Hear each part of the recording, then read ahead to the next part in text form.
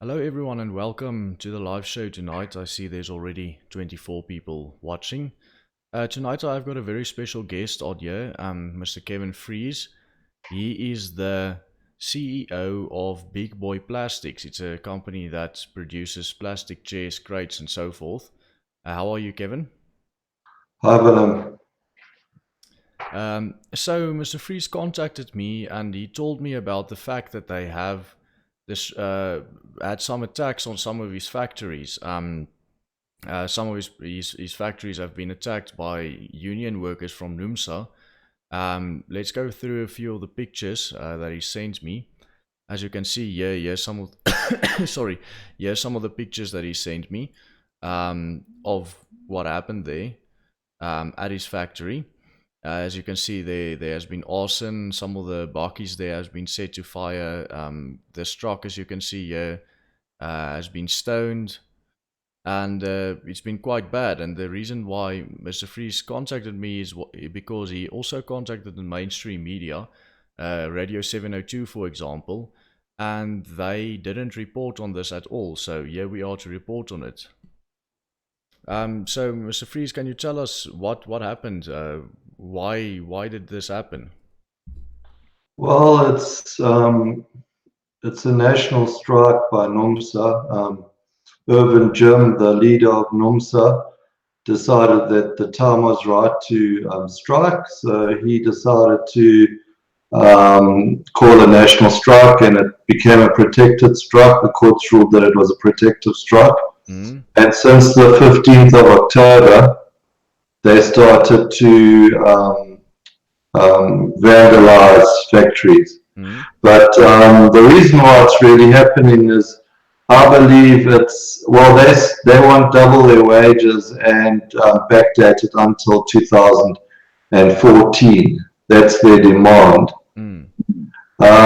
But I believe it's not about that at all, and that it's just like a political grandstanding for their new political party that they are trying to launch, or that they've just launched last Saturday.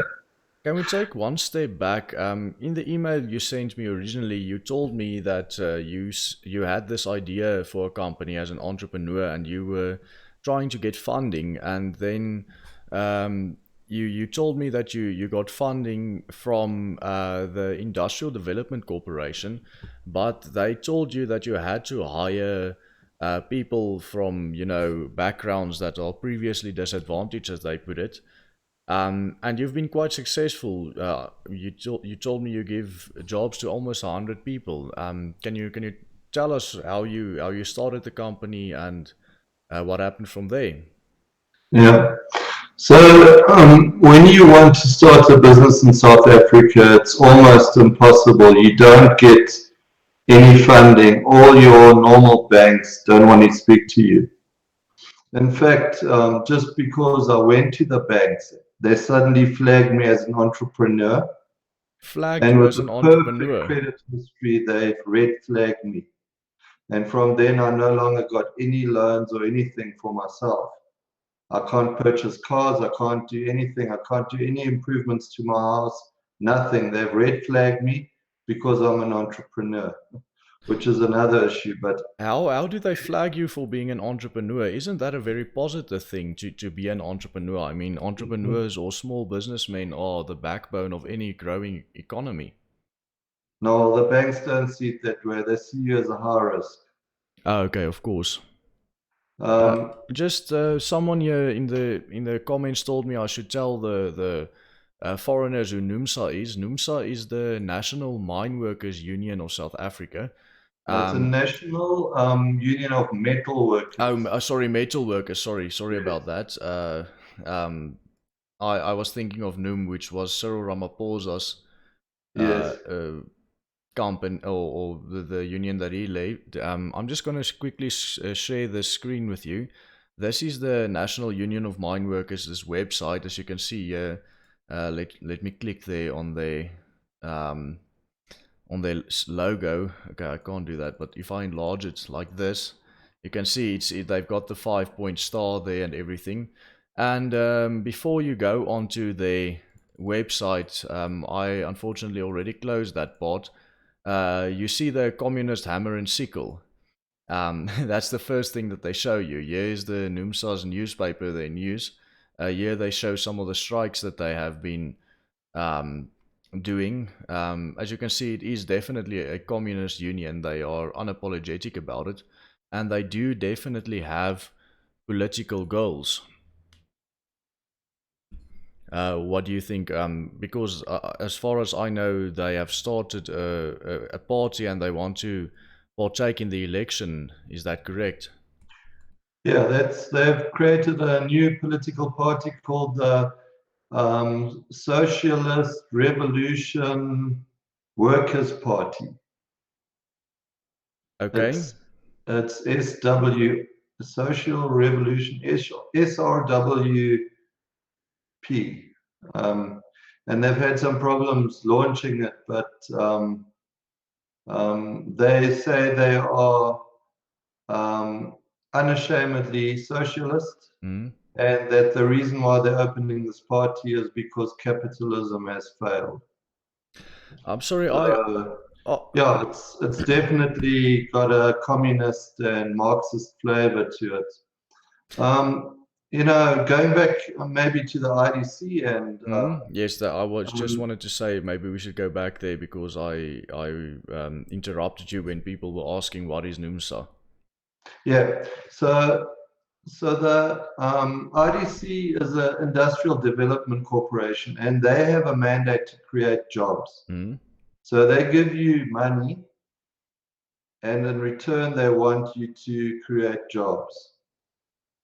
But if you're starting off and they ask you to create 50 jobs, obviously you're going to go for the cheapest jobs available because you don't have any guarantees. You don't have any guarantees of sales or contracts or anything. So you try to get the cheapest people available. Now that is maybe a mistake that I made, but that's what we did. And and also obviously to get your BEE status and everything, you go for the previously disadvantaged people. So they made two demands. The one was that you have to employ 50 people from the start, from day one, and the other one was that it needs to be people from previously disadvantaged backgrounds. Yeah, well, I don't think they quite say it that way, but they do encourage it because they're trying to, redress the wrongs of the past. What about So redressing yes, the wrongs of they the do require you present? to do that. But it's the amount of money you get and the amount of jobs you have to carry is totally unbalanced. I mean, you don't get enough money um, to start a big enough operation for for the amount of jobs that you have to carry. In other words, they give you a certain amount of capital, and with that capital, they say you have to create 50 jobs immediately, and it's not enough. It's not enough to do that. Yeah, I mean, up front it looks like it might work, but when you actually start doing it, it's 100 times more difficult than what you imagine. And then you've got to find ways to survive. But we survived, and we managed to come through all the hurdles, and we managed to sell to big corporates now, and we could say a successful business in as far as that we are surviving, and a lot of people are closing down around us. The only problem is that with the Nhlanhla that whole Nana Gate thing, and the economy started to tumble. All the small businesses started to suffer. And you And have if it been wasn't for one or two of my biggest customers, we would no longer be here.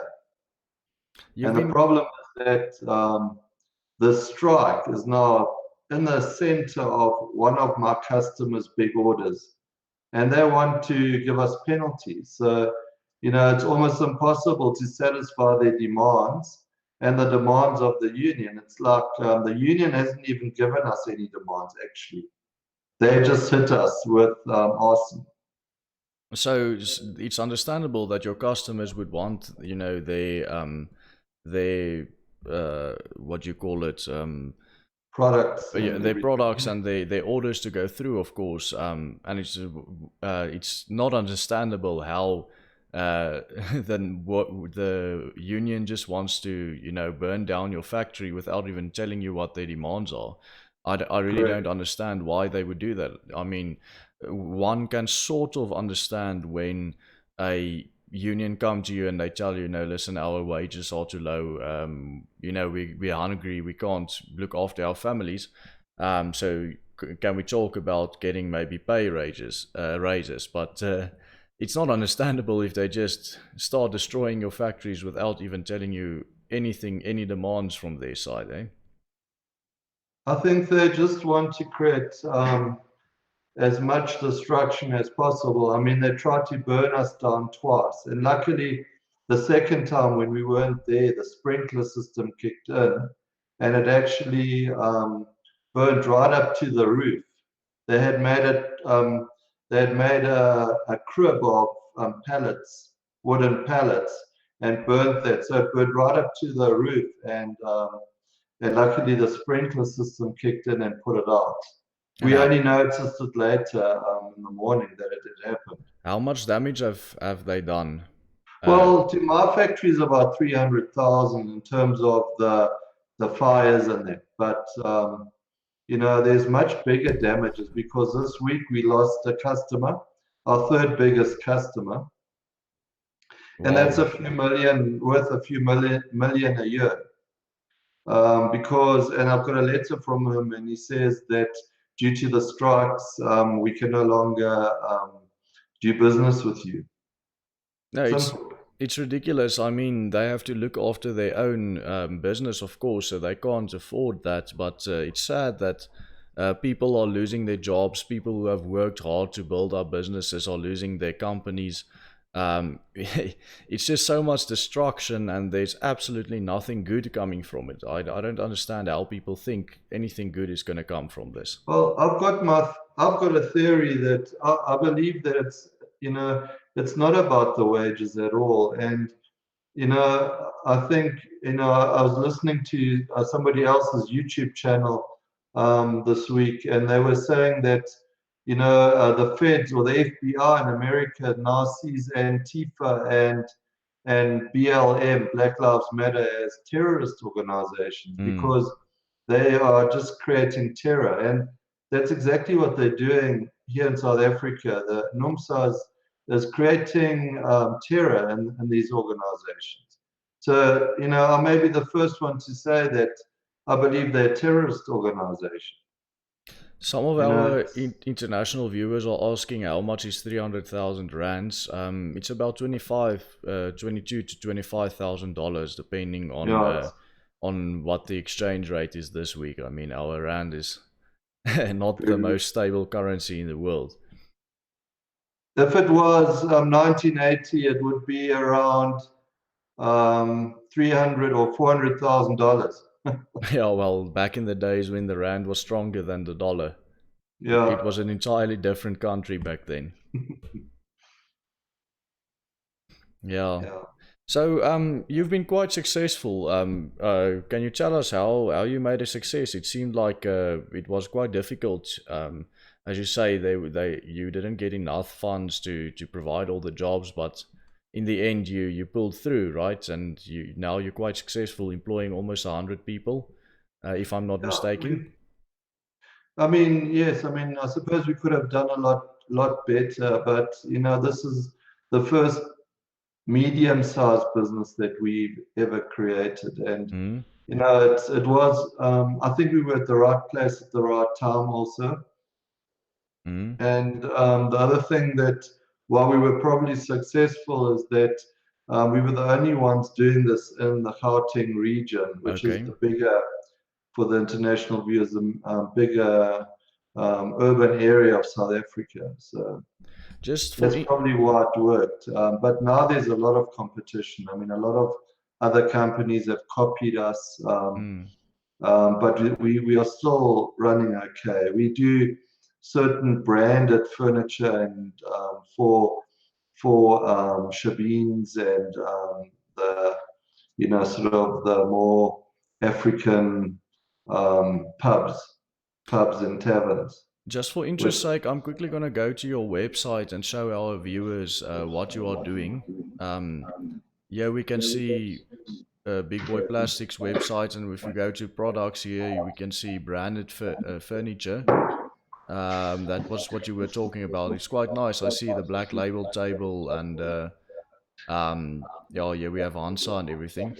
Yeah, so just so the people know what business you are in, can you tell us a bit about being an entrepreneur in South Africa? And do you think it's more difficult in South Africa than it would be in a place like America? And why? well, I've obviously only been an entrepreneur in South Africa, so I don't know how it is to be an entrepreneur in another country. But what's difficult in South Africa is that your cost of labor is very high Very high. in real terms. So when you do something, be prepared to lose a lot of raw materials. Be prepared that none of your staff can count up to 100. So you're saying be prepared to lose a lot of raw materials. Are we talking about theft? Not only theft, but mistakes. After employees have been trained, they have to be trained on a daily basis, and they will actually make mistakes over Hmm. and over and over again. The level of people that I use, probably grade 1, grade 2 level. Hmm. None of them know what half of 20 is. None of them know how many days there are in a year. Are you We've serious? Wow. did a test with everyone to see why we were making so many mistakes. And the closest we got, the number of days in a year was 800. An employee wrote 800. That was the closest we got to 365. Wow. That's totally ridiculous. I Yeah, didn't. people, in their, corporate lives and their cushy day jobs and as corporate lackeys, I call it, they never Hmm. see this level of the population. What they see is more like the blacks that have gone to private schools and the coconuts and the people that are described as coconuts in South Africa. They don't see how tragic and undereducated the situation is in South Africa. I deal with 100 of these guys a day, and most of them are good guys, and I really work hard with, and they work hard. We work hard together, and it's not easy doing what we do. I'm just. And they just have no hope other than being looked after by somebody like me. They'll never go anywhere because it's just too late for them. They can't get educated. They won't be able to um, get a grade 5 maths qualification at this stage. It's too late for them. Hmm. I just want to clarify for the international audience, grade 2 is like second grade. It means like basically 7-year-old kids in school. And Correct. it's very sad. I mean, the reality that we live in. I talk about these issues a lot on this channel. We should see the world as it is and not like we want to see it. I think people on the left will Yeah. always go on and tell us, no, we're all the same, and there's no real differences and so forth. But I think they're doing a lot more damage to the people who are actually not so intellectually and cognitively gifted as others, because these are the people who they are hurting the most, because they expect these people will perform the same. And I've also never thought about it like you said it, that the I was a bit I was a bit surprised when you said that the labor in South Africa is expensive, because I thought to myself, wow, that's the one thing that it's really not. It's really quite cheap labor in South Africa. But when you explained that to me, when you told me how it worked, how the cheap labor is actually expensive labor, it all made sense to me, and I understood the fact that their salaries may be low, but the amount of damage that they cause to the company through mistakes and so forth more than makes up for it. So the cheap labor is actually very expensive labor. Yeah, no, I mean, and it's well known that South Africa has one of the most expensive labor costs in real terms.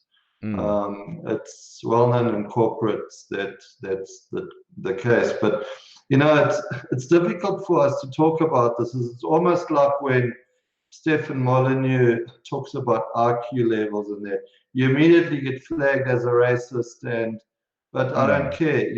I'd rather be telling the truth. You can call me a racist if you want, but I'm telling you how it really is. The guys don't have what it takes to work in a production environment. That they don't have it, and but we work hard together. And as if there's a lot of routine work where not much can go wrong, it works fine. I can give you hundreds of examples of this. For example, we have to weigh a crate, and it has to be within tolerance of 10 grams because they actually put products into the crates, and then it has to it goes through their factories. I'm talking about meat producers and that they use our crates. And on 3 different occasions recently, the guys weigh the crate, they put the crate on the scale, but they don't look at the readout at all. So when you observe them, you suddenly realize, but they're not looking whether the reading is on, is it 10 grams out or not.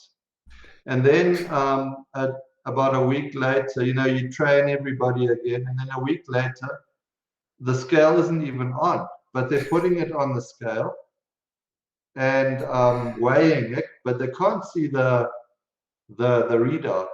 And then I said to them, but why is the scale off? And the guy says, I don't know, it was stolen. It's really I can't believe what I'm hearing. So they actually why are they even putting it on the scale if they're not even reading what the scale says, or if the scale is not even on? I really don't understand why. Yeah, and then I had another company that wanted to buy crates from us, and I told them that we make sure it's within 10 grams of tolerance. And then one of the guys asked the guy that was busy with the machine, how much must this crate weigh? And he says 19 something. And it's supposed to be 19990 to be within 10 grams of the readout. But he just said 19 something. So, that company immediately saw we don't have the capability actually to make the crates with intolerance. I have to build another robot, and it actually has to make a green light and red light if it's on, if the weight is correct or not. But even then, they won't look at the red light and the green light after a while. So they won't know whether the green light means correct or red light means correct. Yeah, so you come in the morning and there's a few thousand crates that have been manufactured, and then you yourself have to go and weigh them because nobody can really know for sure whether they have been weighed or not. It's ridiculous. But what about hiring someone else as a supervisor in between yourself and them to make sure everything's fine, and then you go down on him if something's not fine? I mean, maybe one of the currently disadvantaged people. Yeah, we do have supervisors, but you can't just have supervisors at every machine. And No, we I understand. have about 20 lines that are currently running concurrently, producing different items. So the supervisor goes to the problem areas, and you sort of have to rely on yourself to be able to do their job, but they can't. Well, it Of course, seems if like you we need a got somebody at supervisor a for every matric level laborer. or grade 12 level, that would be fine. So that's what we are trying to do at the moment, is trying to get less costly staff, if you know what I mean. But it takes time in South Africa because there's no way that you can fire somebody for incompetence. Yeah, that's probably the most ridiculous thing that we can talk about is our labor laws. If someone is Yeah, completely incompetent, and there's no way you can get rid of him. yeah, So he becomes more of a liability than an asset because you can't let him near the machines because he's going to do more damage than he's going to actually help. yeah. And we use dangerous machines. I mean, we've got big granulators that you can almost throw a car in, and it can granulate the whole car. Mm. And we've got all the rules and regulations for that. I've sometimes seen the guy's legs dangle out of the side of the machine because something is stuck between the teeth of this machine, and he's busy pulling it out. And only his legs are sticking out on the one side of the machine. You can shout and scream as much as you want. You just always have these issues in South Africa. So how is it different to any other place in the world? Well, I don't know how it is in other places, but it can't be this bad, that's for sure. Well, I think if we look at on a global scale, many of the as I see here in the live chat, people are talking about new cons. Many of them don't understand this. They just see the cheap labor coming in, let's say from Mexico, in America, for example, but they don't see the problems that will come with it. That's something that we are experiencing every single day here in South Africa, but. If you talk to someone who does not experience this himself, he will immediately just ignore you and tell you you're a racist because he has been taught that, there's no difference and everyone's the same and everything's the same and so forth.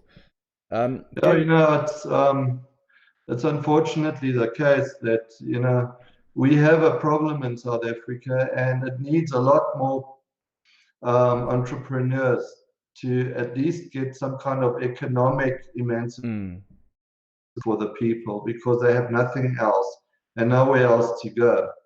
But the government makes it impossible for us to survive. First of all, the whole economy gets trashed because of all the nonsense the government is getting up to.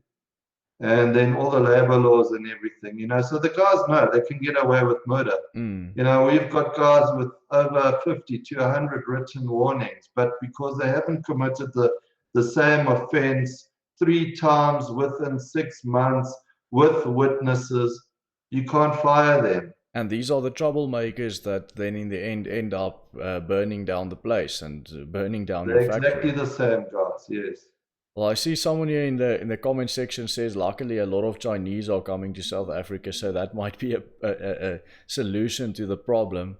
But in all seriousness, do you see any solution to these problems that you are facing? And it's very sad that they have been attacking your factories and so forth. But do you see any way out, or what do you see? I don't see a way out, and the reason why I don't see a way out is because I've watched what the guys have said about welfare in America and how that has destroyed the black family unit, and how that is what's highly correlated to the amount of black on black murder and violence and the low level of education and unemployment.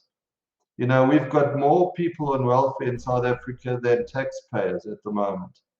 No, So, I'm aware of that. if the Almost guys twice. don't have to try, if they don't have to work, then how long is it going to take for the economy to recover? I mean, we have to have more people paying tax, or more people. I'm not keen for taxpayers, or paying tax, but if so many people are not contributing to the economy, but are just sapping up the free the grants and the free money, I don't see us getting out of it very soon.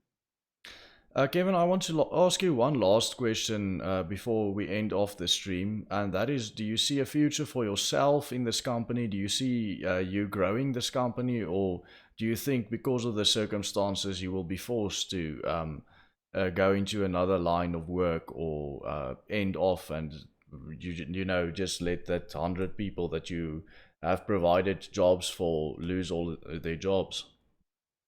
No, I can't. Once you're in a position like this, you cannot go, because if you, as entrepreneur, leave, the company will not survive. At least it will go through another period of slow growth. It's something that I've got to carry on doing, and I've got a lot of good people in my factory, and I'm sort of a father to them, and I Mm. want to carry on looking after them. So whether I want to leave, that's, to be honest, I don't want to do it anymore. But I can't go anywhere else. It would be the wrong thing to do. Well, it's really sad to hear someone like you who have made a success come out and say, you know, to be honest, I don't want to do it anymore. It's just too bad, you know. I've been successful, and we have built this business, but all the problems because of the socialism and because of the unions have made it so unbearable for me that I just don't want to go on. And I think that is a story that you are definitely not alone uh, in South Africa. I think a lot of small and medium business owners feel the same way as you do because of our labor laws, and that is the saddest part for me. The fact that we are literally killing the economy by killing the small businessmen. Um, Yeah. Now, I just also want to, maybe just before we go, I also want to just mention the one incident where we got attacked by some of our workers. Um, One of the workers decided to bring three other armed robbers into the factory. So there were four armed robbers in the factory. so you got They physically hit my attacked. wife with a pistol across her jaw, broke her jaw. She couldn't eat for 9 weeks. They chased me with a gun. The guy said I was going to die. So I ran for my life for 15 minutes around the machine. Maybe it wasn't as long as 15 minutes, but it sure felt like it. And we had the guys, and all four guys were identified. And the police just didn't follow through with, we chased it up, and they just didn't want to do anything about it. The It's guy doesn't work for us anymore. He left on his own accord, but we hear about him that he's fine.